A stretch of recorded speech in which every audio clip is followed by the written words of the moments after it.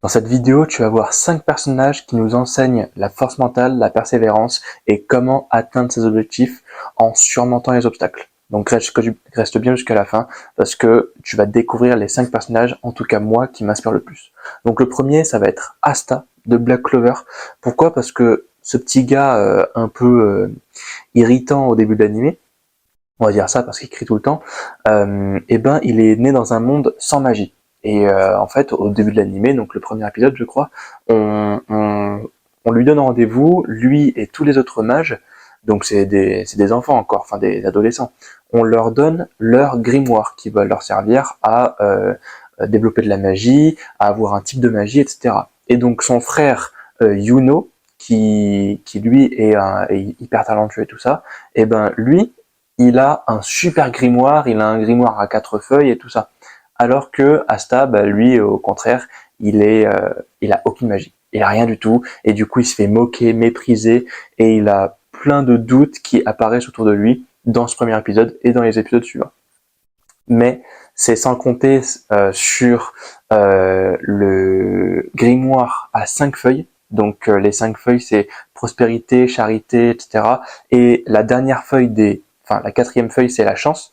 La cinquième feuille, c'est dans lequel réside le démon. Et en fait, tout au long de l'animé, il n'utilise aucune magie, sauf sa magie à lui, qui est sa détermination et sa motivation. Et en fait, tout le long de l'animé, il baisse jamais les bras malgré les moqueries, malgré le fait que il ait des ennemis puissants, et donc il utilise justement cette anti-magie, donc le livre du démon, pour combattre des ennemis de plus en plus puissants. Ça, c'était pour Asta. Maintenant, on a aussi Hinata Shoujo dans Haikyuu. Hinata Shoujo, c'est simple, c'est déjà dans Haikyuu, c'est un manga de volley, et dans ce manga, donc le personnage principal, c'est Hinata Shoujo.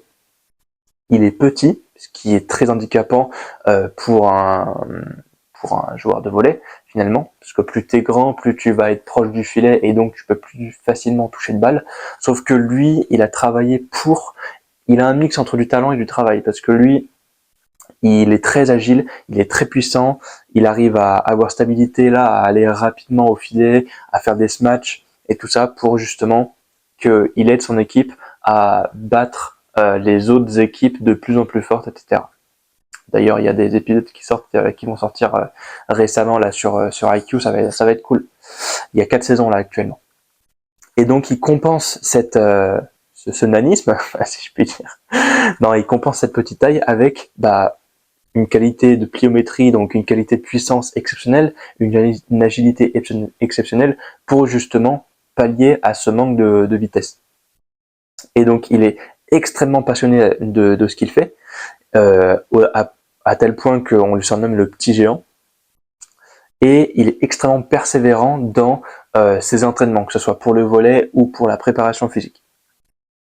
Maintenant, on a aussi le troisième personnage, c'est Guts dans Berserk. Donc Guts, lui c'est un peu différent des autres puisque ce qui va surtout le driver, lui, ça va être la persévérance. Et en fait, lui, c'est très simple, il est né dans la souffrance, il est né dans la trahison, dans les trahisons personnelles et tout ça. Et donc finalement, dans ce manga, tu vois bien que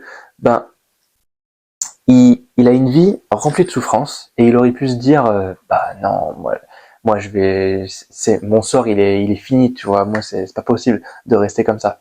Et finalement, au lieu de s'apitoyer sur son sort, il a décidé de se battre malgré des créatures de plus en plus bizarres et de plus en plus puissantes, malgré les trahisons personnelles que Griffiths lui a faites et d'autres personnes aussi.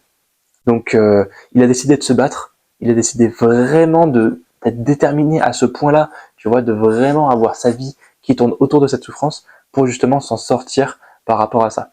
Et donc sa motivation, c'est vraiment de devenir un bonhomme, et c'est pour ça que parmi les go muscu, souvent c'est le personnage qui revient, c'est Guts, parce que t'as cette détermination-là, t'as cette vie de souffrance qui revient souvent par rapport à ça. Et Guts, donc, il persévère contre des ennemis surhumains, et c'est le symbole même de la résilience et de la force surhumaine. C'est-à-dire que vraiment, quand tu regardes l'animé, moi j'ai regardé que les films, il y en a 3 je crois, mais je pense que récemment je vais prendre les mangas parce que le manga apparemment il a l'air exceptionnel d'après les retours que j'ai. Donc t'as tous ce personnage-là de Guts qui est né dans la souffrance, trahison, tout ça pour justement que il développe cette détermination et cette résilience-là pour surmonter les obstacles.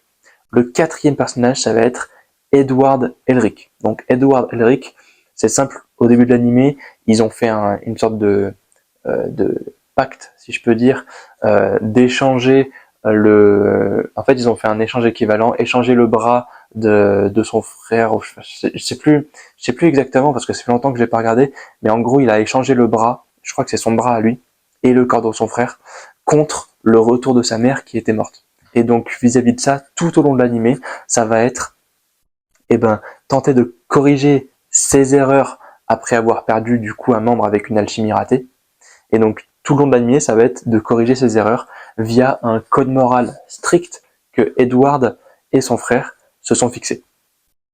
Donc ils vont faire des révélations pendant tout l'animé et ils vont être arrivés par ça. Donc ils vont chercher à récupérer leur corps et celui de son frère aussi. Je sais plus comment il s'appelle son frère. Alphonse. Il s'appelle Alphonse.